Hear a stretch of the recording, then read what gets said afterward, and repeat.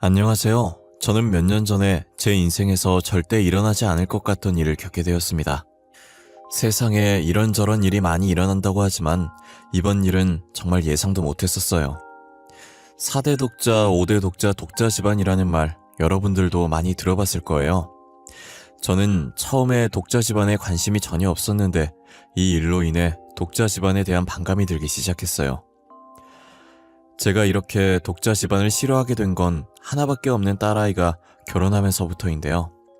저는 평범한 집안에 태어나 평범한 집안의 아내를 만났고 지극히 평범하게 회사를 다니면서 딸아이 하나를 낳고 화목한 가정을 꾸렸어요. 이렇듯 저희 가족은 너무나도 평범한 삶을 살고 있었습니다. 아내와 제가 제일 행복했던 순간은 딸아이가 처음 말을 시작했을 때였어요. 다들 처음 자식이 말하려고 할 때 제일 먼저 무슨 말을 내뱉을지에 대한 관심이 많잖아요. 저와 아내도 다른 사람들과 다를 것 없이 엄마와 아빠 중 누굴 먼저 말할지 견제 아닌 견제를 했었어요. 딸은 그런 저의 마음을 아는지 모르는지 해맑게 웃으면서 입을 오물오물 거리더라고요. 당신 잘 봐. 우리 공주님은 무조건 아빠 먼저 할 거야. 생긴 것부터 나를 똑 닮았잖아. 그건 무슨 논리래? 분명 엄마부터 할 거예요. 당신보다 저랑 있는 시간이 훨씬 많았거든요. 내가 그동안 엄마라고 불러보라고 얼마나 가르쳤게요?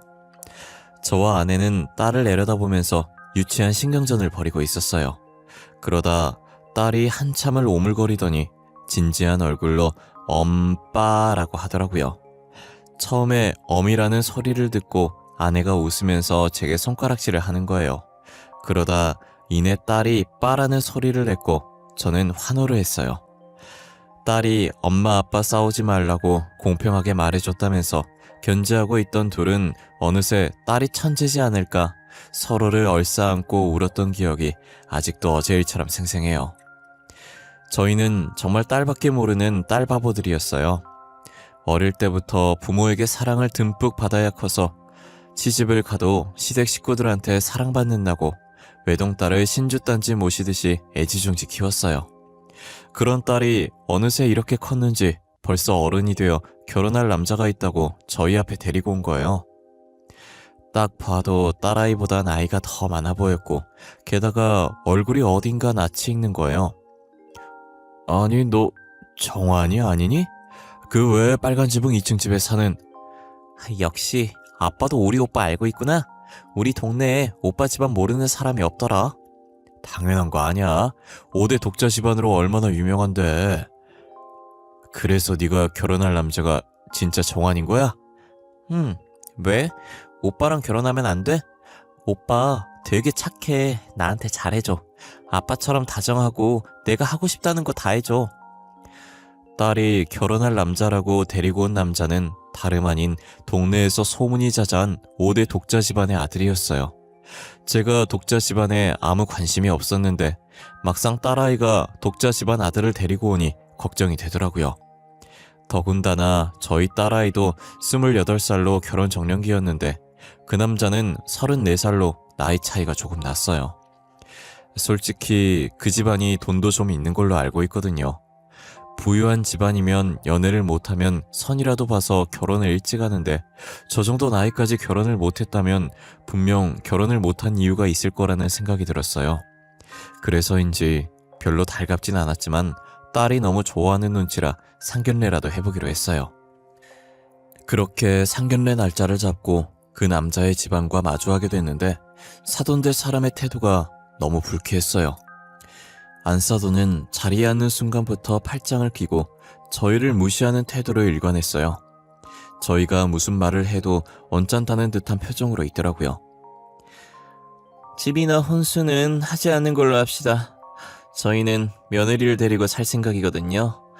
자식이라고는 아들 하나뿐인데 아들이 저희를 데리고 살면서 보살펴야 하지 않겠습니까? 그래도 아이들 의견은 들어보지도 않고 마음대로 정하는 건 아닌 것 같아요, 사돈. 계속 같이 살라는 거 아닙니다. 손자 낳을 때까지만 저희가 데리고 살겠습니다. 아들만 낳아준다면 언제든 분가를 시켜줄 생각입니다. 물론 집도 저희가 마련해주고요. 그렇게 하도록 할게요. 제가 아들만 낳으면 되는 거잖아요. 지혜야, 아들 낳는 게 말처럼 쉬운 줄 아니? 너가 아들 낳고 싶다고 해서 다 아들 낳는 거 아니야. 아들, 딸 골라서 낳을 수 있는 것도 아닌데 애가 무슨 자신감으로 이래? 확률은 반반이잖아. 어떻게든 되겠지. 한 번에 아들이 나올 수도 있는 거잖아. 고지혜, 얘가 아까부터 철없는 소리 하네. 그게 그렇게 쉬운 거였으면 옛날 사람들이 아들 못 낳는다고 고생을 왜 했겠어? 여보, 그만해. 지혜가 하자는 대로 해줘. 저렇게 결혼하고 싶어 하는데 어쩌겠어. 너 대신 나중에 아들 못 낳으면 우리 원망하지 마. 알겠어? 저는 안 싸던 태도에 딸이 잡혀 살 것 같아 말리고 싶었지만 딸이 너무 좋아해서 말리질 못했어요. 그리고 시집가서 경험을 해봐야 깨닫는 거지. 그 전까지는 절대 저희 말을 이해 못할 것 같았어요. 딸은 그렇게 제 발로 사람들이 다 피한다는 5대 독자 집안에 시집을 가게 되었어요. 사람들이 피하는 데에는 다 이유가 있을 텐데 딸을 굳이 그 집에 시집을 가서 고생을 하더라고요. 딸은 결혼 전에도 결혼하고 나서도 꾸준히 하루도 안 쉬고 매일같이 운동을 했었어요. 평소에 죽기보다 한약 먹는 걸 더 싫어했던 아이였는데 한약도 하루도 안 거르고 먹더라고요. 네가 어쩐 일로 한약을 다 먹어? 우리가 사주는 한약은 안 먹더니. 요즘 보니까 운동도 하루도 안 빠지고 하는 것 같던데. 이거 아들 낳게 도와주는 한약이래. 2달 동안 꾸준히 마시라고 하길래 먹는 중이야. 운동은 아무래도 아이 가지려면 체력이 좋아야 할 것 같아서 하는 거지. 네가 이렇게 노력하는 거 김서방은 알고 있어? 한 사람만 노력해서 되는 게 아닐 텐데. 김서방은 뭐하고 있는데? 같이 운동하지 그래. 오빠는 일하고 와서 힘들다고 지금 컴퓨터 게임하고 있어. 뭐든 스트레스가 제일 적이잖아. 그래서 게임하길래 아무 말 안 할 테니까 스트레스 실컷 풀려고 했어. 대단하다, 대단해. 그놈의 아들이 뭔지. 요즘은 딸이 대세라던데 굳이 꼭 아들을 낳아야겠대. 독자 집안이잖아. 우리가 대를 끊어버리면 안 되지. 아빠 도와줄 거 아니면 저리 가. 운동해야 하는데 아빠가 계속 말 걸어서 집중이 안 되잖아. 저는 그런 딸이 안쓰럽지만 사돈이 아들 낳으라고 얼마나 부추기면 저러나 싶었어요. 평소엔 귀찮아서 운동도 안 하던 애가 아들 하나 낳겠다고 저렇게 열심히 하는 거 보니 짠했어요. 제가 대신 해줄 수 있는 것도 아니니 조용히 지켜보는 것밖에 할 수 없었어요. 아내도 딸이 저희 집 올 때마다 몸에 좋은 음식들 해주는 것밖에 할 수 없다고 늘 한숨만 쉬었어요. 그런데 좀처럼 딸의 임신 소식이 들리지 않았어요. 시간을 흘러서 28살이었던 딸은 벌써 35살이 되었고 양손 가득 짐을 들고 저희 집에 왔더라고요. 어찌나 울었던지 눈이 퉁퉁 부어서 제대로 뜨지도 못하고 있었어요. 지혜야, 어머 우리 딸 꼴이 이게 뭐야? 너 울었어? 손에 든 짐들은 또 뭐고? 설마 너 집에서 쫓겨난 거야? 그런 거야? 집에서 쫓겨났다니? 그게 무슨 말이야? 어디 보자 우리 딸. 아유, 얼마나 울었으면 애가 눈도 못 뜨네. 이게 무슨 일이야 도대체? 엄마, 아빠, 나 집에서 쫓겨났어. 어머님이 대 끊으려고 작정했냐고. 나보고 꼴 보기 싫다고 나가래. 더 웃긴 건 뭔지 알아?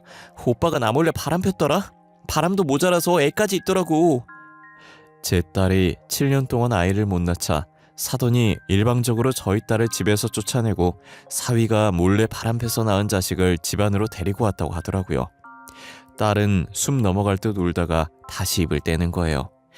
사실 내가 3년 전에 자궁에 물혹이 생겨서 제거 수술을 받은 적이 있거든. 나는 혹시나 난임으로 오해받을까봐 수술했다는 거 가족들한테 숨겼는데 어머님이 최근에 내가 수술한 걸 아신 거야. 뭐? 너 자궁에 혹 났었어? 시부모한테는 그렇다 쳐도 우리한테는 왜 얘기를 안 했어? 걱정할까봐 그랬지. 지금도 봐, 놀라서 난리잖아. 그래서 내가 산부인과 검진도 자주 받고 몸에 좋다는 약도 먹었었단 말이야. 그런데도 임신이 안 되는 거야. 그래서 아무 말도 못하고 나왔어. 야, 이 미련 곰탱아. 애가 누굴 닮아서 이렇게 미련하게 굴어? 그래도 우리한테는 말했어야지. 혼자서 얼마나 힘들었어. 저희는 딸의 말을 듣고 다시 병원으로 데리고 갔어요. 현재 딸의 상태도 볼 겸 정말 그 수술로 인해서 임신을 못하는 건가 확인하고 싶었거든요. 만약 딸에게 문제가 없다면 당장이라도 그 집구석 찾아가서 뒤집어 엎을 심산이었어요. 안 간다고 뻗팅길 줄 알았는데 딸도 순순히 저희 손에 이끌려서 병원에 가더라고요. 딸이 검사가 끝났는지 옷을 여미며 나오고 있었고 저희는 앞에서 결과가 나오길 기다리고 있었어요. 고지혜 씨? 저희가 꼼꼼히 검사를 해봤는데요. 원인 불명의 난임인 것 같아요. 혹시 모르니 남편도 같이 검사를 받는 게 어떻겠어요? 지혜 씨가 원인이 아닐 수도 있어요. 그래 지혜야, 김서방도 와서 검사를 받아보라고 하자. 만약에 너가 문제가 아닌데 이렇게 쫓겨난 거면 억울하잖아. 아니야 아빠, 내가 문제 맞을 거야. 오빠는 이미 직장 동료랑 바람펴서 애까지 낳아왔잖아.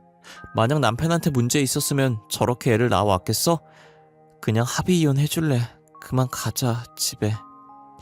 딸은 사위가 바람펴서 애까지 낳았는데 무슨 문제가 있겠냐고 자신이 문제인 것 같다면서 스스로 합의 이혼을 해주겠다고 했어요. 딸이 시댁에서 쫓겨나고 거의 강제로 합의 이혼을 해준 후 상간녀를 아예 시댁에 끌어들였더라고요. 동네가 좁으니 동네 사람들이 하는 얘기가 들려서 알고 싶지 않아도 그 집안 소식을 듣게 됐어요. 그러다 한날은 아내가 시장에 장 보러 왔다가 웃으면서 들어오는 거예요. 저는 단순하게 장을 싸게 보고 와서 기분 좋아서 웃는 건 줄 알았어요. 왜 그렇게 웃으면서 들어와? 세일하는 거 있었나 봐?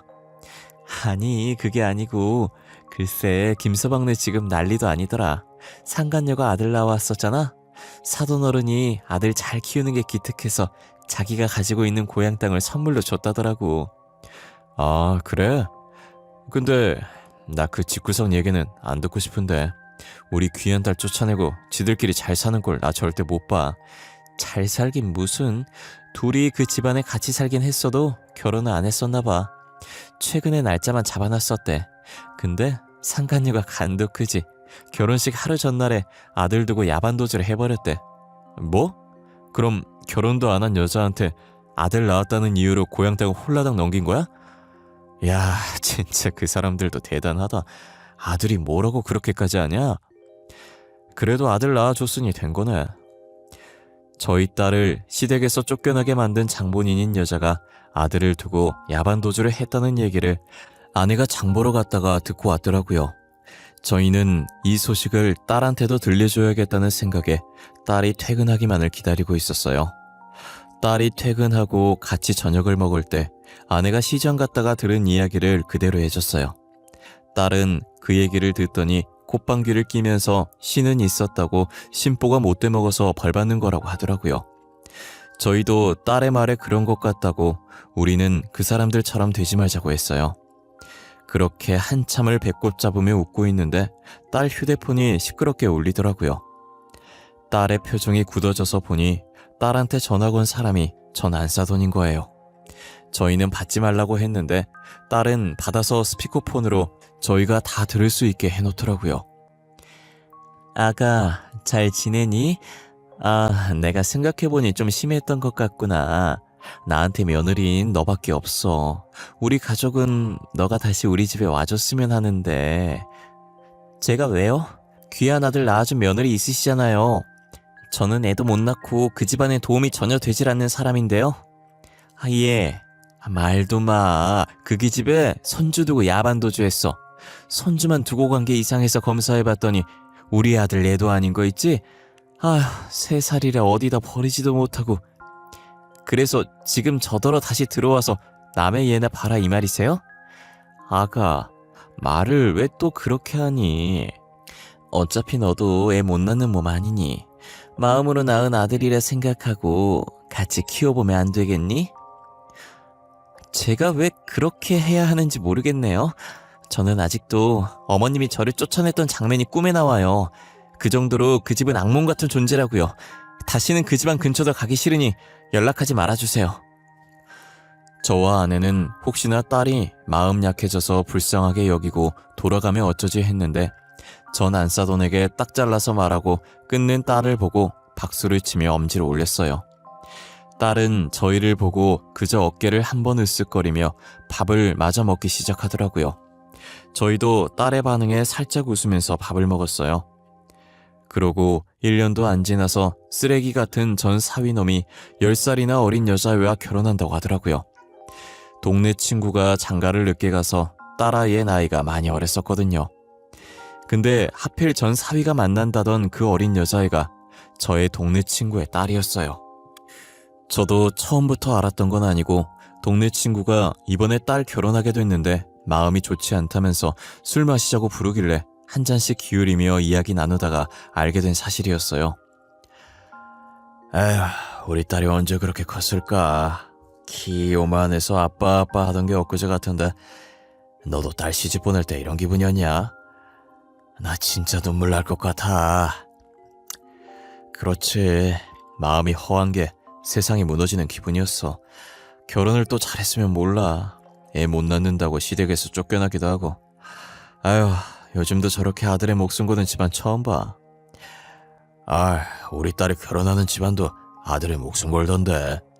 그쪽 집안에서 꼭 친손주 낳아야 한다면서 결혼 전부터 딸을 불러들여서 물심양면으로 돕더라고. 그런 집안이 은근 많나 보네. 우리 딸만 유별난 곳에 시집 보낸 줄 알았더니 너네 딸도 어마어마한 집안에 시집 가나 보다. 5대라고 했나? 여튼 독자 집안이래. 그래서 아들의 목숨을 거는 것 같더라고. 그놈이 뭐가 그리 좋다고 임신까지 덜컥 했는지. 그래서 애 낳는다고 결혼을 이제 해. 뭐? 5대 독자 집안이라고? 설마 사위 될 사람 이름이 김수혁은 아니지? 그랬던 것 같은데. 근데 우리 사위 이름을 네가 어떻게 알고 있냐? 우리 딸내미 결혼하는 것도 내가 말해줘서 한 양반이? 야, 그 결혼 당장 취소해. 절대 하지마. 네 딸 내 아들이면 차라리 그 집에 아들 버리고 나오라 그래. 동네 친구가 5대 독자라고 하는 말에 설마 하는 마음으로 사위 이름을 말했더니 역시나 친구가 딸을 그 집안에 시집 보내는 거더라고요. 저는 절대 안 된다고 결혼 당장 취소하라고 말했어요. 야, 네가 뭔데 우리 딸 결혼을 하라 마라 그러냐? 우리 사이랑 아는 사이야? 우리 딸이랑 결혼했던 놈이 그 놈이야. 너 당장 결혼 취소해. 딸내미 고생 안 시키고 싶으면 취소하라니까. 냅둬. 지가 좋다는데 어쩌겠어. 이미 애까지 생긴 마당에. 지도 한번 겪어봐야 정신 차리지. 내가 백날 말해봤자 내 말은 죽어도 안 들어. 자식이 다 그런 거 아니겠어? 동네 친구 말을 듣는데 10년 전 저를 보는 듯한 느낌이었어요. 생각해보니 저희 딸도 제 말은 죽어라 안 듣고 자기 하고 싶은 대로 했었거든요. 친구 말도 맞는 말이라 더 이상 말리지도 못하고 답답한 마음에 술을 입에 때려 넣었어요. 그래도 딸이 아들 낳아서 그런지 아직까진 시댁에서 엄청 잘해주는 것 같더라. 우리 딸이 낳은 애가 아들인 거 확인하더니 신혼집도 공동명의로 만들어주더라니까. 대체 아들이 뭐라고 그렇게까지 목숨을 거는 건지. 솔직히 김씨인 사람이 얼마나 많은데 본관 같은 사람도 많을 거 아냐. 그 사람들 중에 누구라도 대 이어주지 않겠냐고. 그러거나 말이다. 지금이 어떤 시대인데 아직까지 아들 딸 따지고 있는지. 전 사위네는 아들 낳아준 3번째 며느리 덕분에 집안에 축제가 열린 것 같더라고요. 그렇게 친손주 타령을 하더니 바람대로 친손주 봤으니 지금 얼마나 기분이 좋겠어요.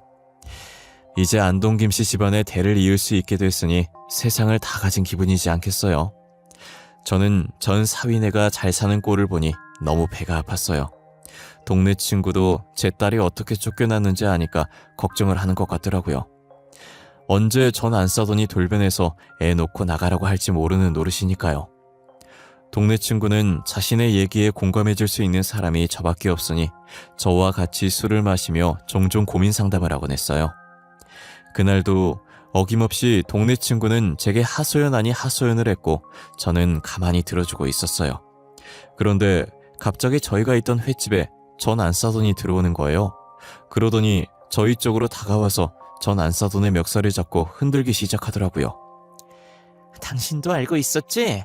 당신 딸이 낳은 아들, 우리 아들 애 아닌 거. 당신도 알고 있었잖아. 우리 재산 빼돌리려고 일부러 우리 아들 애인 척하고 결혼한 거 아니야? 그게 무슨 말이에요? 김서방 아들이 아니라뇨? 내가 당한 게 있어서 혹시나 싶은 마음에 유전자 검사 해봤더니 며느리랑은 친자가 일치하는데 우리 아들이랑은 친자 관계가 성립되지 않는다잖아. 아이, 안사돈, 저는 모르는 일입니다. 제가 뭘 알겠습니까? 어머님, 그만하세요. 이 손 놓고 말씀하시라고요. 저희 아빠는 아무 잘못 없어요. 저도 그 애가 수혁 오빠 아들인 줄 알았다고요. 애 아빠가 누군지 몰랐는데 말이 돼? 얼마나 싸게 놀았으면 누구인지도 모르는 거야. 너 신혼집으로 해줬던 거 당장 토해내. 알겠어? 전 안사돈의 등장으로 술집은 난장판이 되어버렸어요. 우연찮게 옆에 있어서 안 듣고 싶어도 듣게 됐는데 들어보니 참 가관이더라고요. 그 집안은 아들을 결혼시키면 안 되는 팔자인가 봐요. 세 번째 며느리가 친손자 낳았다고 좋아하더니 결국 그 며느리가 낳은 아들도 친손자가 아니었던 거예요. 세 번째 며느리가 만나던 남자친구가 있었는데 싸우고 헤어져서 홧김에 전 사위를 만난 모양이에요. 그러다가 임신을 하게 됐는데 시기가 비슷하기도 하고 현재 만나고 있는 사람은 전 사위니까 당연히 전 사위의 아이라고 생각했던 거고요. 전 안 싸더니 처음에 친손자라며 이뻐했는데 돌이 지날 때쯤 문득 의심이 들더랍니다.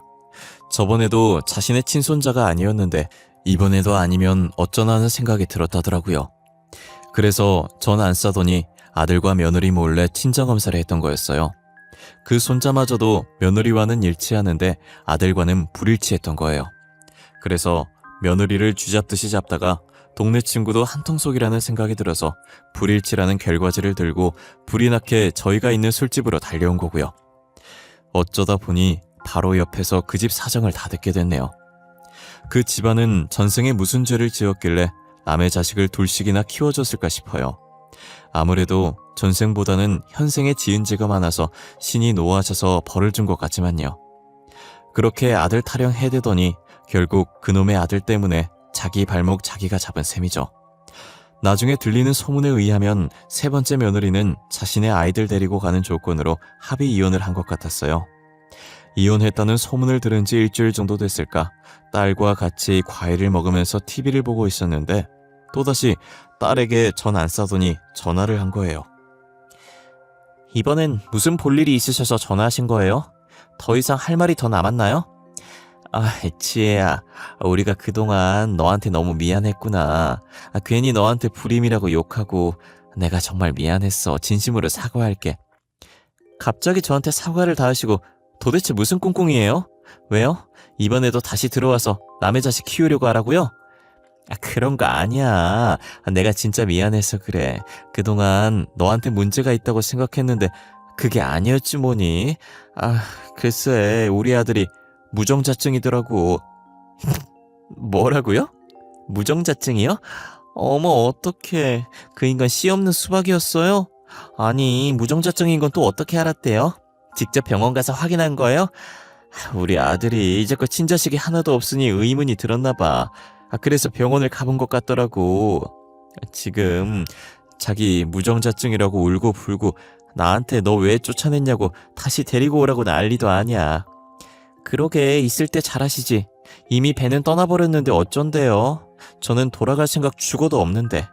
씨 없는 수박도 받아줄 착한 며느리 찾아보세요. 그 인간이 며느리감 잘 데리고 오더만요. 지혜야, 내가 그동안 미안했다. 반성 정말 많이 했어. 우리 다시 잘해보면 안 될까? 다시 잘해보면 안 되냐는 말은 이럴 때 쓰는 게 아닌 것 같지 않아요? 저는 그 집과 잘해본 적이 없어서요. 맨날 아들 못 낳는다고 구박만 받았던 것 같은데요. 내가 다 미안해. 어리석었던 행동들 다 잊고 새로 시작해보면 안 되겠니? 죄송하지만 그건 안 될 것 같아요. 저는 그 집에서 쫓겨났을 때부터 이미 마음이 떠났거든요. 더 이상 제가 드릴 말이 없어서 이만 끊겠습니다.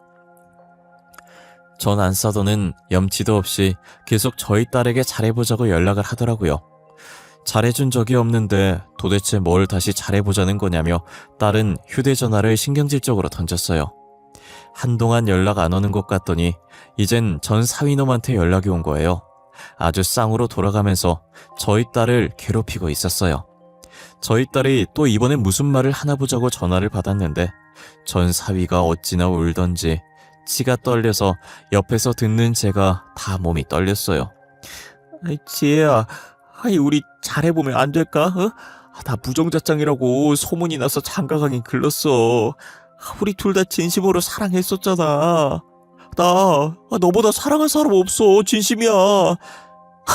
기가 막혀서. 야, 적당히 좀 해. 네 엄마가 전화 안 하니까 이제 너냐? 이 여자 저 여자 만난 더러운 몸을 어디다 갖다 붙이려고 해. 야, 꺼져. 나 너랑 다시 만날 생각 없으니까. 지혜야, 무작정 밀어내려고만 하지 말고 다시 생각해봐. 어? 우리 엄마도 너 많이 기다리고 있어. 진짜 미안하대. 어? 후회한대. 계속 그렇게 미안해하고 후회하라 그래.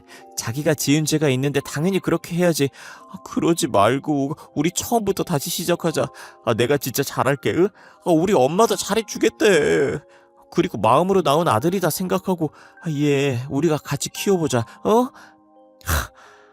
결국엔 애엄마가 놓고 도망간 애를 나한테 키우라는 거잖아. 내가 무료 봉사자니? 남의 애를 왜 나보고 키우래? 나는 남의 애 키울 생각 전혀 없어. 그 애 내 친자식으로 이름 올려서 키우고 있어. 내 자식이나 다름없어. 그게 어떻게 남의 애야. 내 애가 네 애지. 우리 아직 사랑하잖아. 어? 너 혹시 뭐 잘못 먹었니? 아님 나사 하나가 빠진 거야? 아까부터 사랑하긴 뭘 사랑해. 나 너 사랑 안 해. 진절머리나. 네 생각만 해도 토 쏠린다고.